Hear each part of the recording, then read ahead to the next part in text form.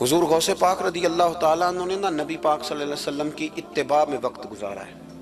کچھ بندے اللہ کے بڑے خاص ہوتے ہیں۔ حضور غوث پاک رضی اللہ تعالیٰ عنہ کو اللہ نے اعزاز عطا فرمایا، شان عطا فرمائی کہ غوث اعظم درمیان اولیاء جو محمد درمیان انبیاء۔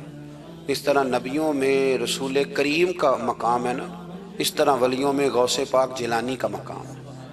حضور غوث پاک رضی اللہ تعالیٰ عنہ کو اللہ نے کئی اعزازات دیے۔ سب سے بڑی بات یہ کہ اللہ نے انہیں کرامات عطا کی۔ کرامت دین کا پورا ایک حصہ ہے۔ ہمارے ہاں نا لوگ کہتے ہیں اخلاق بیان کریں جی، وہ کہتے کیا تھے؟ کرامت کیا ہوتی؟ بھئی کرامت تو قرآن پاک نے بیان فرمائی۔ آصف بن برخیا جناب بلقیس کا ملکہ بلقیس کا تخت لائے تھے۔ یہ اللہ نے کیوں آیت نازل کی قرآن پاک میں؟ وہ قصہ کہانی ہے کہ وہ جی تخت لائیں، یہ کیوں بیان کی؟ اور تخت آیا کس طرح آیا؟ انہوں نے کہا کہ آنکھ جھپکنے سے پہلے آ جائے گا، پھر آیا کہ نہیں آیا؟ ان سے پوچھا یہ کیسے آیا؟ کہنے لگے ھذا من فضل ربی۔ او سنگیو، صرف حضرت سلیمان علیہ السلام کا امتی تخت لا سکتا ہے، نبی پاک کا غلام نہیں لا سکتا؟ یار آپ نے کرامت کا انکار کر کے اپنے آپ کو کمزور کر لیا۔ اور نہیں جی نہیں، یہ کیسے ہو؟ کیا مطلب ہے اس کا؟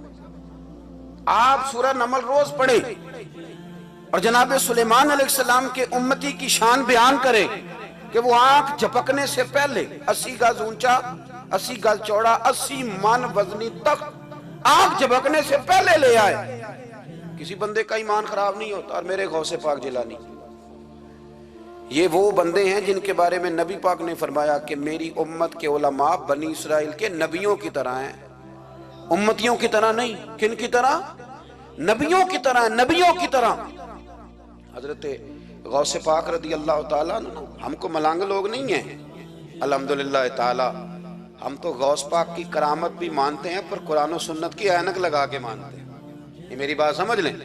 حضرت غوث پاک رضی اللہ تعالیٰ نے طالب علموں کو سبق پڑھا رہے تھے، تو سبق پڑھاتے پڑھاتے نا ہاتھ آگے بڑھایا تو اچانک ہاتھ واپس آیا تو گیلا ہو گیا تھا سارا۔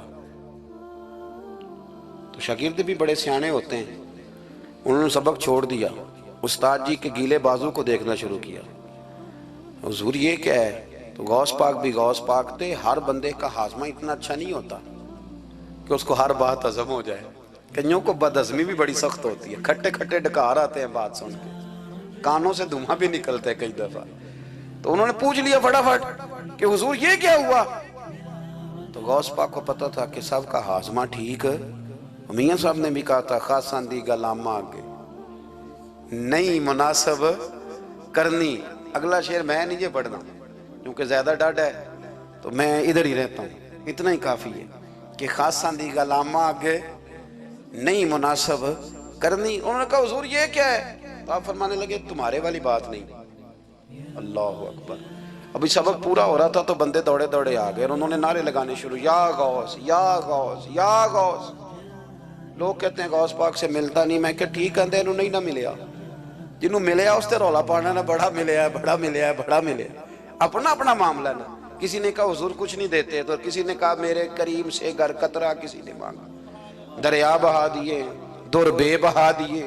جس کو ملا ہے وہ تو شور کرے گا۔ تو تھوڑی دیر کے بعد ہی بندے پہنچ گئے، انہوں نے آ کے یا غوث کے نعرے بھی لگائے، وہ مچلے بھی، وہ روئے بھی، وہ قدم بھی چومے، اپنے مقدر پہ ناز بھی کیا۔ شکر ہے اللہ کا، اللہ نے ہمیں آپ کا غلام بنایا، شکر ہے۔ تو طالب علموں نے پوچھا ہوا کیا؟ کہنے لگے کشتی میں بیٹھے تھے تو ڈوبنے لگی تھی، تو ہم نے کہا کہ ہم تو غوث پاک کے ماننے والے ہیں۔ تو پھر حضور غوث اعظم کا دست مبارک نمودار ہوا ہے اور کشتی کو پکڑ کے کنارے لگا دیا ہے، کشتی کو پکڑ کے کنارے لگا دیا ہے۔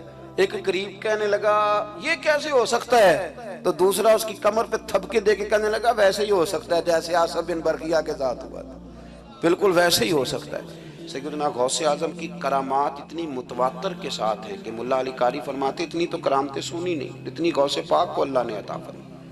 رب کریم نے انہیں درجہ دیا، وقار دیا، ان کی دعاؤں کو قبولیت دی، اللہ نے انہیں اعزاز کے ساتھ نوازا، اللہ نے ان پر فضل فرمایا۔